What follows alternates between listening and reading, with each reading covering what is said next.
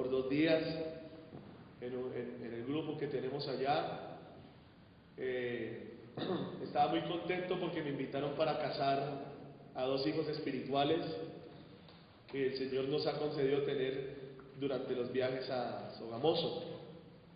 Estaba muy contento porque mi corazón arde mucho el amor por los que no conocen al Señor Jesús, por aquellos que están muchas veces aún en una religión y piensan tener a Cristo, pero no lo tienen y no lo conocen. Entonces mi corazón arde mucho. Me habían dicho, lo que más me animó a ir a ese matrimonio fue que las familias, bueno, la familia de Milciades ya casi toda es cristiana. Cuando fuimos a ese lugar, solamente Marco Fidel, que era el que estaba en la cárcel, era cristiano. Ahora Marco Fidel es cristiano de hace rato, tiene una novia ahora que es cristiana, Milciades, cristiano, la esposa, cristiana, José, otro hermano, cristiano, la esposa, cristiana, y lo más bonito de estas visitas, doña Elvia, la más viejita de ellos, también es creyente. Pero la familia de la novia no era cristiana. Entonces yo le hablé al Señor y le dije: Señor, ¿me envías? ¿Puedo ir? Porque ese rato él me había dicho que fuera al Pedregal, pero no había podido. Me dijo: claro, vaya. Dije: Señor, úngeme para predicarle tu palabra a la gente que no te conoce. Amén.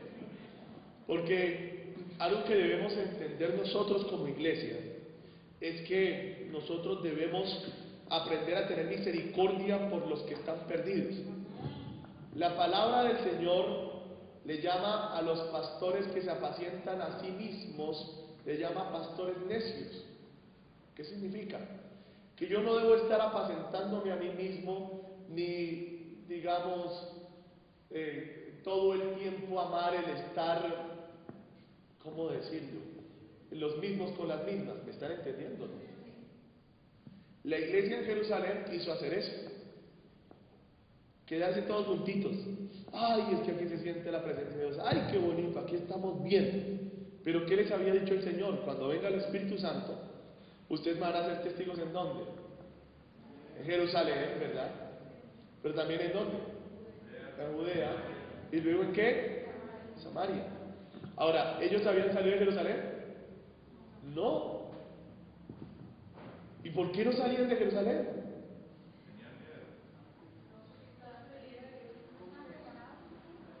Preparados. La sombra de Pedro levantaba gente del piso. Dios tuvo que permitir que su siervo Esteban muriera apedreado para que se desatara una persecución brutal. Y con la persecución vino, se extendió el avivamiento. Y esto es algo que el Señor quiere mucho para nuestras vidas. Algo que no debemos hacer es acostumbrarnos a esa silla que ustedes tienen debajo de ustedes. ¿A qué me refiero? A que de nada me sirve a mí tener la salvación y tenerla guardada en mi corazón durante meses y años. ¿Por qué? Porque recordemos que el Señor dice que cuando Él llame a cuentas a sus siervos, llamó a cuentas a uno que tenía un talento, a otro que tenía ¿cuántos? 2 talentos, y a otro que le habían dado ¿cuántos? 5 talentos. El de los 5 que le dijo: Señor, los 5 que me diste los multipliqué por 5 más, o bueno, en 5 más, o sea, 10 traigo. ¿Qué dijo el Señor? ¿Buen qué? Siervo. Al segundo le dijo: Señor, yo también, tú me diste 2, ¿te traje cuántos? 2 más, entonces son 4. El Señor le dijo: muy bien, entre mijito, usted está muy bien. El tercero vino y dijo: Señor, a mí me parece que eso del cristianismo era muy duro y que usted es un Dios como muy terrible. Por esa razón escondí el talento que me dio y aquí se lo traigo de vuelta. O sea, como quien dice, me salvé yo y el resto me importó 5 centavos. ¿Qué le dice el Señor a este siervo? ¿Cómo le dice? ¿Siervo qué? Siervo malo, le dice. Por tu propia boca te juzgo. Sabías que yo soy duro, ¿verdad? Sabías que yo ciego donde no recojo. Entonces, átenlo y échenlo a las tinieblas de afuera. Yo no lo quiero aquí. ¿Quién me entendió eso? Porque si tú recibes amor, ¿por qué lo guardas? ¿Qué debes dar? Amor. Si tú has recibido la salvación, ¿qué debes dar? Salvación. Si tú has recibido palabra de Dios, ¿qué debes dar? Palabra de Dios. Algo que debe arder en nuestro corazón, hermanos, es el evangelismo.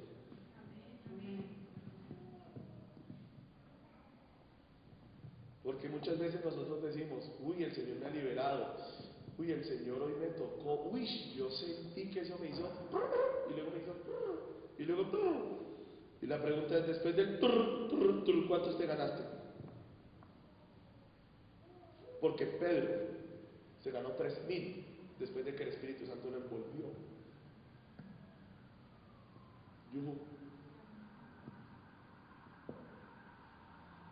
Algo a lo que nosotros como iglesia nos debemos resistir es a conformarnos con nuestra mera salvación. No debe ser así. Desde que yo me convertí, comencé a dar testimonio del que me salvó. Y les voy a decir, yo no tenía mucha palabra de Dios en mí, yo no tenía mucho carácter de Cristo formado en mí. Con decirles esto, todavía a veces me echaban mis jugadas de naipe.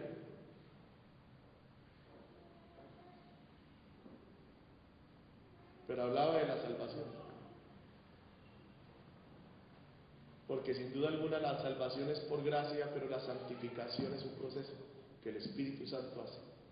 Hay gente que quiere esperar a ser perfecta para predicar el Evangelio. Yo le digo, no espere ese día porque de pronto nunca llega. Amén. Desde que me convertí, parques, buses, calle, todo lugar ha sido bueno para predicar el Evangelio. Y cuando me dijeron que la familia de la novia que íbamos a casar era inconversa, de una vez en mí ardió la llama y estaba que me hablaba. Fui y ministré a los de la iglesia, sí, gracias a Dios.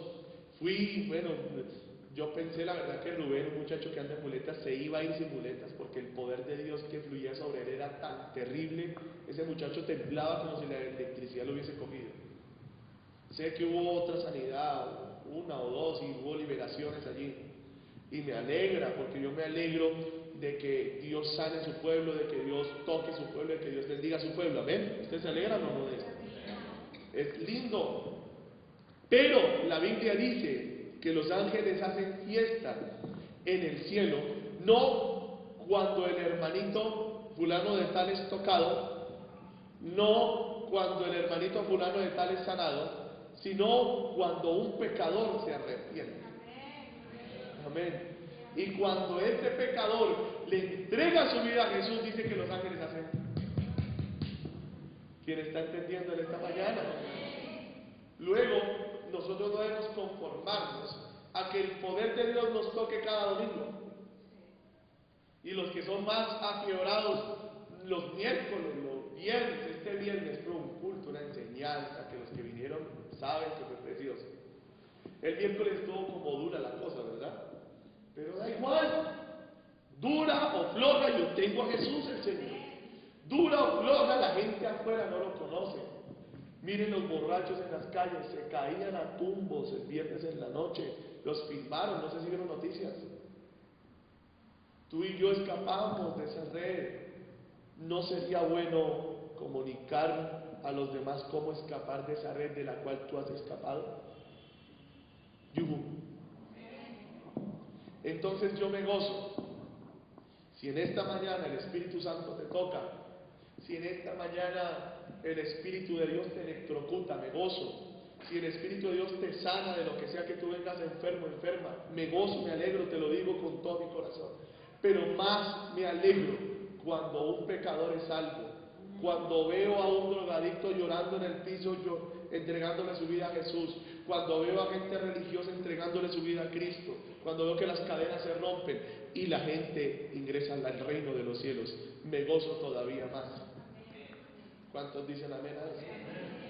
¿Sí dicen amén o no dicen amén a eso? ¿Por qué? Les voy a explicar.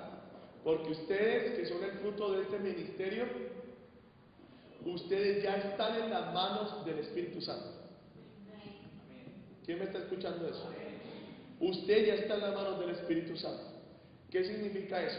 Que si a mí me tocara salir dentro de 8 días de este país o de esta ciudad para ir a abrir cualquier otra iglesia en cualquier otra parte donde fuera, yo puedo confiar y estar seguro que lo que le he dado hasta aquí, con lo que le he dado hasta aquí, usted puede volver este mundo patas arriba para Cristo.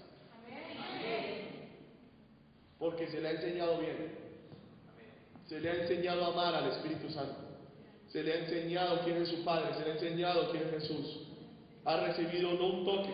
¿Cuántos toques? Casi que cada domingo salimos de aquí temblando por el poder de Dios. Y yo me alegro. Pero la pregunta que te tienes que hacer hoy y que tú te tienes que incomodar hoy y tienes que molestarte un poquito hoy, es decir, ¿qué vas a hacer con eso?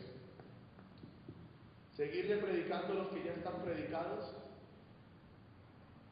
¿No hay suficientes perdidos en las calles de Bogotá?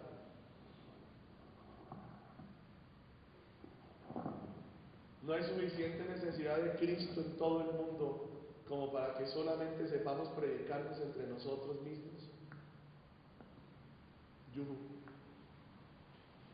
Yo sé que de pronto ustedes agachan la carita y dicen, ya llegó el papá a regañarnos. Pero no es regaño.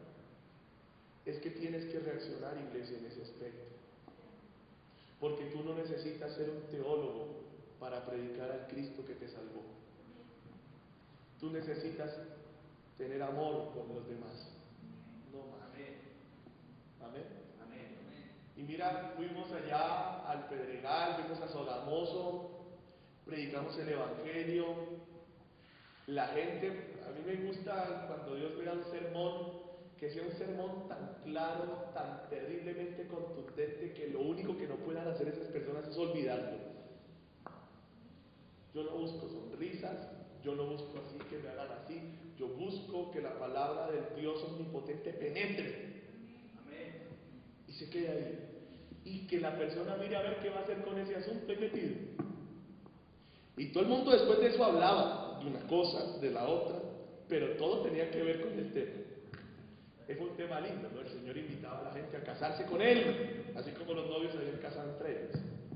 Fue precioso. Pero yo creo que la gente se impactaba, ¿no? Porque la gente está casada con su religión, con sus muñecos, pero no con Dios. Y fue precioso. Y el viernes tuvimos bautismos. El viernes fue milagroso, les digo. Porque yo oré y le dije, Señor, necesitamos salir a las 9 de la mañana, ir hasta Fusa, comprar unas cositas, bajar hasta Chinauta, bautizar a las personas, almorzar y volver antes de las 5 de la tarde porque tenemos pico y placa. ¿Cómo la ven? Entonces me prestaron un carrito y me fui con el carrito y el Juanchito también me acompañó en el otro carro. Y fuimos, hermanos, y le pedí al Señor que dislocara el tiempo, que hiciera alguna maniobra, porque esta ciudad la semana pasada, ¿cómo estuvo en el tráfico? Los que manejan, ¿cómo estaba? Usted sabe que es un milagro salir desde el centro de Bogotá hasta Soacha en 2 horas, ¿sería un milagro? Los que manejamos decimos, sí, ¿saben cuánto salí? Para mí es milagro, a las 9 de la mañana. Porque se me acabó el pico y placa, a las 9 y cuarto arrancamos. Señor, ábrenos el camino. Mire, hasta nos enredamos, cogimos por verdurera, nos metimos por otro lado. Yo dije, ¿cómo llegamos aquí en 1 hora, Señor? Pues Dios tiene poder para hacer milagros, amén. Él sabía el anhelo de los que se bautizaban tan grande y fue precioso. Este ha sido mi bautismo, o el bautismo que he podido presidir más impresionante de mi vida, porque Llevaba a mi hermano Arquímedes, que tiene 75 añitos, don Arquímedes, añitos. Y yo decía, uy, qué lindo poder yo bautizar a un anciano de 75 años. Yo tengo 33, para mí es un honor, porque soy un pastor joven.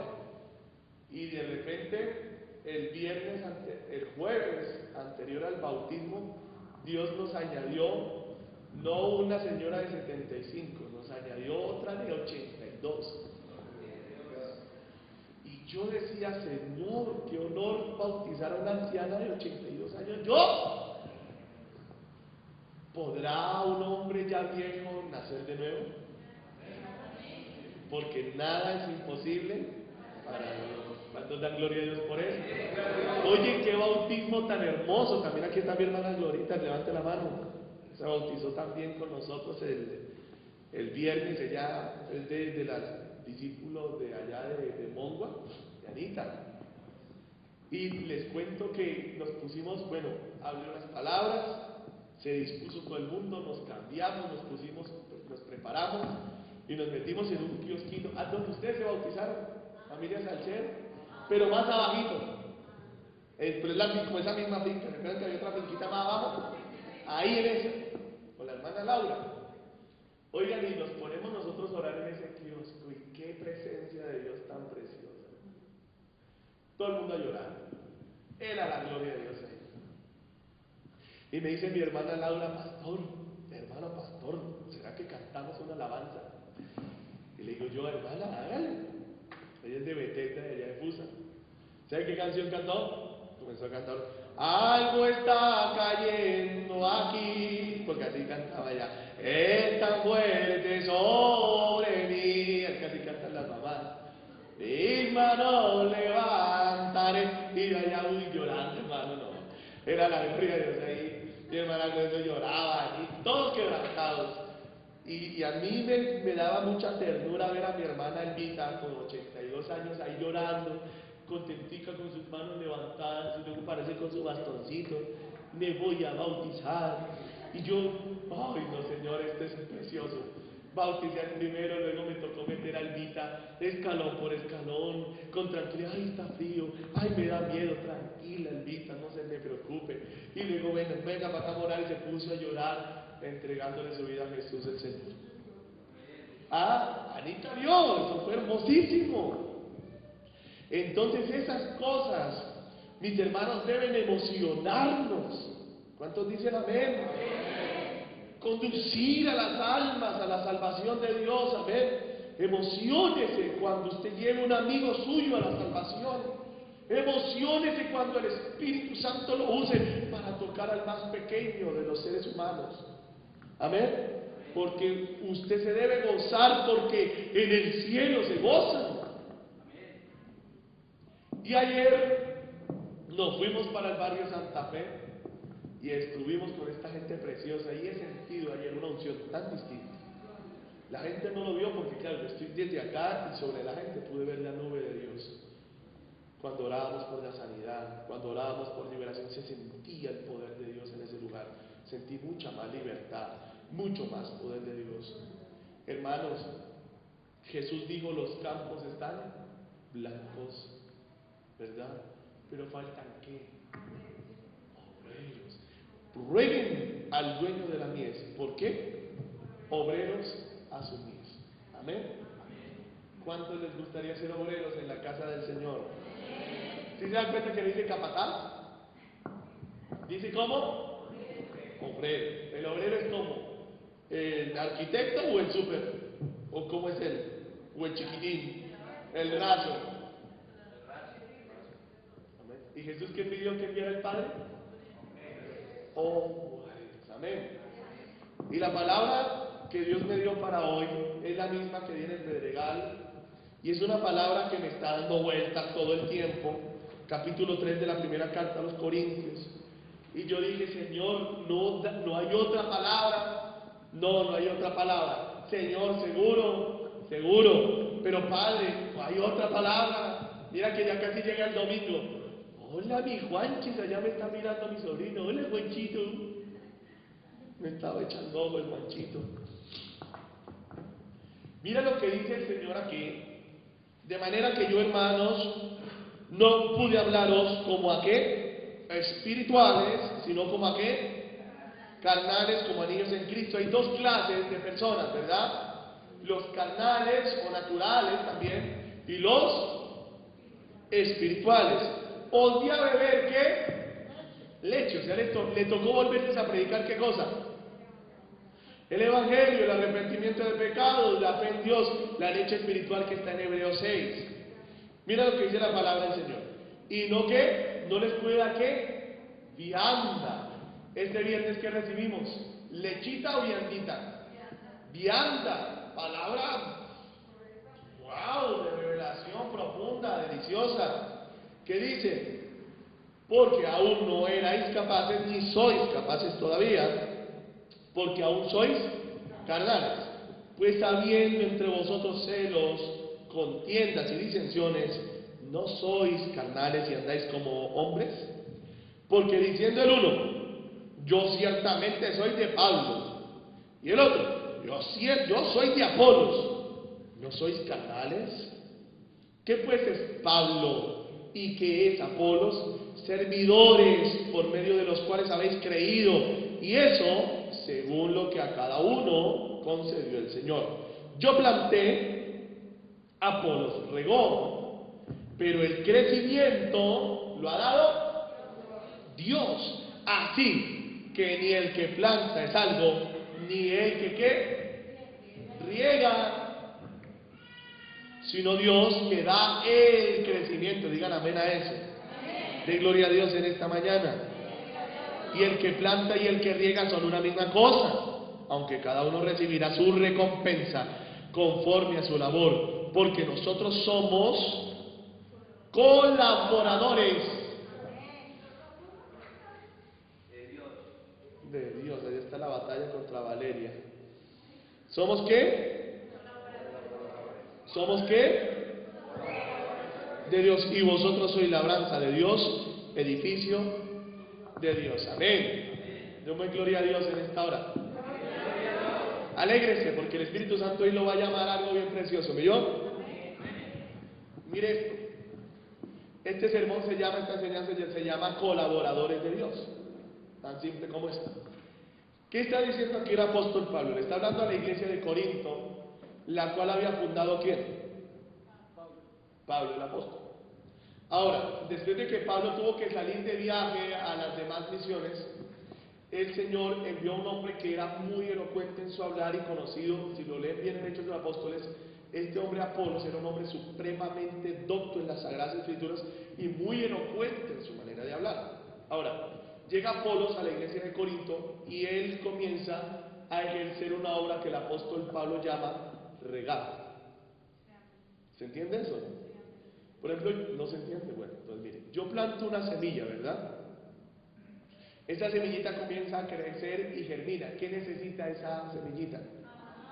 Que alguien venga y le eche ¿qué? Agüita, ¿verdad? Entonces dice Pablo, mire, yo planté, ¿sí? Y Apolos, ¿qué hizo? Regó. O sea, Apolos, juiciosito, traía enseñanza, traía ministración y empezó a fortalecer el evangelio que estaba dentro de los de Corinto. Dentro de ellos se fortalecía y crecía. Pero ¿qué dice Pablo? Dice, mire, ni el que planta es algo, ni el que ¿qué? Ni el que riega es algo, sino ¿quién? Dios. ¿Por qué? Porque es Dios el que va a dar ¿qué? El crecimiento. Pregunto aquí, ¿cuántos han recibido la misma agüita espiritual durante estos últimos meses y años? Todos. ¿A todos se les da la misma agua o no? Pregunta, ¿por qué unos crecen más, como más rápido que otros? ¿Por qué otros, por ejemplo, ya no están aquí? Hay gente que crece más rápido que otros, ¿usted se ha visto, no? El crecimiento, ¿quién lo da? Dios. O sea que no importa quién plantó y no importa quién regó y quién ha regado tu vida con la palabra de Dios. Importa Dios que ha enviado al que riega y Dios que ha enviado al que planta. ¿Cuántos dan gloria a Dios por eso? Está precioso, ¿verdad? Y esta es la humildad que el Señor quiere que todos nosotros tengamos ahora, que Dios nos está llamando a colaborarle en su obra. Si vamos a ser colaboradores de Dios, tenemos que entender que el que tiene el poder, el que hace las maravillas, el que hace todo es Dios. Amén. Nosotros tan solo tomamos la función que Dios nos da. Por ejemplo, en el Pedregal, ¿yo quién he sido? ¿Apolos o Pablo? Pablo, porque yo he llevado ¿qué? La semilla. Pero allá en el Pedregal hay un pastor que se llama el pastor Pablo, un hombre muy humilde, muy bello de Dios. Ese pastor viene a ser como ¿quién aquí? Como Apolos. Él es el que riega, el que está atento, el que está ahí, y yo los visito cuando puedo. Y también llevo palabra de Dios, ministración de Dios, y todos nos alegramos porque entendemos que Dios ha puesto sus ojos sobre nosotros. Amén. No hay nada más lindo saber que Dios está conmigo y que Dios tiene cuidado de mí. Y por esa razón me envía gente que cuide de mí para que yo crezca. Amén. Entonces, lo que Pablo aquí les está diciendo a los de Corinto es, hombre, algo que ustedes no deben hacer, Corintios, es dividirse y comenzar a decir yo soy de Apolos o yo soy de Pablo. ¿Por qué? Porque muy seguramente mientras que Apolos estaba predicando en esa iglesia llegó gente que nueva, ¿se entiende o no? Gente a la que no le predicó quién, el apóstol Pablo. Entonces ellos se agarraron. ¿Sí me entienden o no? Me imagino que los de Pablo decían, pues nosotros no vamos a hacer nada hasta que el apóstol no nos escriba. Y Apolo les decía, hermanos, pero necesitamos hacer una campaña evangelística en la ciudad. Y entonces los de Apolos decían, nosotros sí apoyamos a Apolos. Pablo entonces se entera del desorden que hay en Corinto y lo que hace es decir, oigan, dejen de ser tan carnales, vuélvanse espirituales. ¿Cuál es el mandamiento de Dios? ¿Dividirnos o amarnos?